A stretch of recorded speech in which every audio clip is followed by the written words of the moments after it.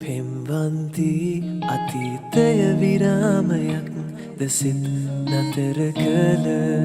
පෙම්වත් වී ගෙවූ ඒ සුයාමයත් ඒද මතකෙට නැසේවා බිඳක් බිඳී සැලෙයි සුසුම්ද සිර කළ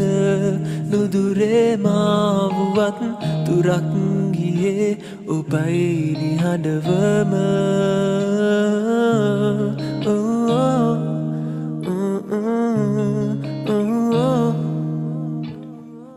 සෙවනැල්ලක් මග හැර යන අඳුරේදිත් මාගාවින් රැඳී